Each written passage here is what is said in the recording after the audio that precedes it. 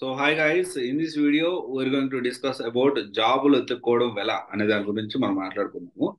Recent days లో చాలా మంది దీని గురించి జాబులు ఎత్తుక్కోవడం ఎలా అంటే మనము బిఫోర్ ఎలా ఉండేది, ఇప్పుడు ఎలా ఉంది, కానీ ఎందుకని ఒకరి మీద డిపెండ్ అవుతున్నారో నాకు ఇప్పటికీ అర్థం కావట్లేదు. సొంత ప్రయత్నం అనేది చేయకుండా ఒకరి మీద డిపెండ్ అవుతూ సంవత్సరం రోజులు వెయిట్ చేసి ఏం చేయాలని క్వశ్చన్ మార్క్ మిగిలిపోతుంది.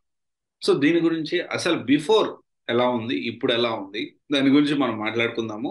సో ఫస్ట్ అసలు ఆ జాబ్లు ఎత్తుకోవడం ఎలా. సో ఈ రోజు కాన్సెప్ట్ అదే. చాలా మంది ఒకప్పుడు ఏం జరిగేదంటే ప్రీవియస్ జాబ్ పోర్టల్స్ రాకముందు, నౌకరీ ఇవన్నీ రాకముందు ఏం జరిగేదంటే ఉద్యోగాలు ఎలా ఎత్తుక్కునే వాళ్ళంటే రెజ్యూమ్ పట్టుకొని అన్ని ఆఫీస్లో ఉద్యోగం ఉందా అండి, ఏమన్నా ఉద్యోగం ఉంటే నాకు చెప్పండి అని చెప్పి అన్ని రెజ్యూమ్లు ఆఫీస్కి తిరిగి వెతుక్కునేవాళ్ళు.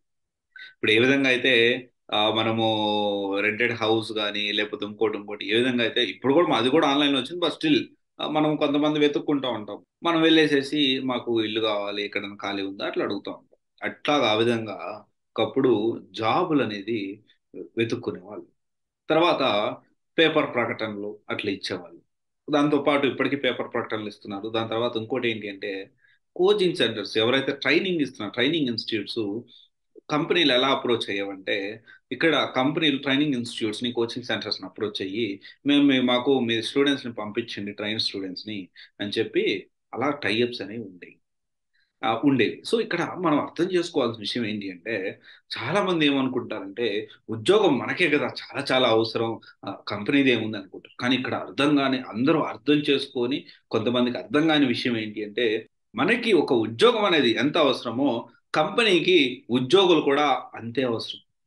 ఇది గుర్తుపెట్టుకోవాలి. ఇది కూడా తెలియకుండా, ఇది కూడా లేకుండా చాలా మంది అబ్బా నాకు జాబ్ రావాలి, కంపెనీ ఇలా ఎప్పుడు లేదు. క్యాండిడేట్స్, స్కిల్ క్యాండిడేట్స్ ఈ రోజుకి ఇన్ని జాబ్ పోర్టల్స్ ఉన్నా కానీ ఈ రోజుకి సరైన క్యాండిడేట్స్ దొరక కంపెనీలు చాలా ఇబ్బంది పడుతుంది. This is open fact. తర్వాత మెల్లగా ఆ ట్రైనింగ్ ఇన్స్టిట్యూట్ తర్వాత జాబ్ పోర్టల్స్ వచ్చాయి.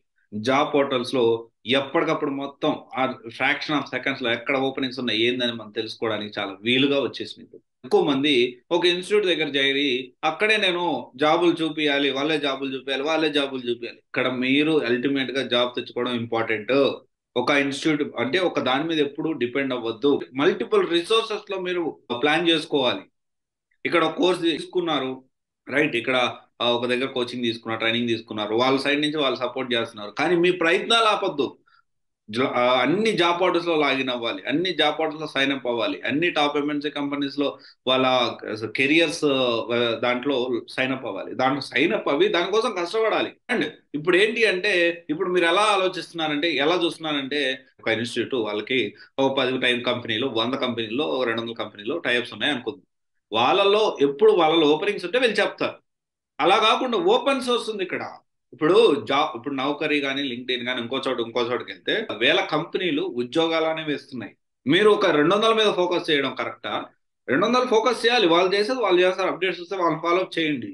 అలా కాకుండా వేల కంపెనీస్ ఉన్నాయి, వేల కంపెనీస్ ఉన్న దాన్ని ఫోకస్ చేయడం కరెక్టా? రెజ్యూమ్ అనేది ఇంపార్టెంట్ ఇక్కడ. రెజ్యూమ్ ప్రిపేర్ చేసుకోండి, ప్రాపర్ రెజ్యూమ్ తెలుసుకోండి, రెజ్యూమ్ ప్రిపేర్ చేసుకొని అప్పుడు ప్లాన్ చేసుకోండి. అంతేగాని ఇప్పుడు ఈ ఒక 200 దాని మీద వాళ్ళు ఇస్తేనే అనే కాన్సెప్ట్ లో మాత్రం ఉంటే మీరు ముందుకు వెళ్ళలేరు. ఎవరైనా ఉద్యోగం తెచ్చుకోవాలి అంటే అన్ని రకాలుగా ప్రయత్నాలు చేయాల్సిందే. ఇది ఒకసారి ఆలోచించండి. చాలా చాలా ముఖ్యమైన విషయం ఇది. ఉద్యోగం ఎత్తుక్కోవడం ఎలా అంటే జాబ్ పోర్టల్స్ ముందు, బిఫోర్ జాబ్ పోర్టల్స్ ఒకలా ఉంది, ఆఫ్టర్ జాబ్ పోర్టల్స్ ఇంకోలా ఉంది.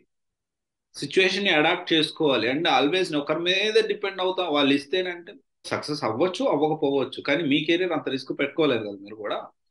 ఇది ఒకసారి ఆలోచించి ఏం చేయాలి, ఒకరి మీదే 200 దాని మీద ఫోకస్ చేయాలా, కొన్ని వేల ఉద్యోగాలు, కొన్ని వేల కంపెనీలు ఉద్యోగాల నోటిఫికేషన్ కోసం ప్రయత్నం చేయాలా, ఆలోచించి నిర్ణయం తీసుకో. Thank you. This is Raj signing off CVG guidance private limited, one stop solution for all job oriented courses. Thank you.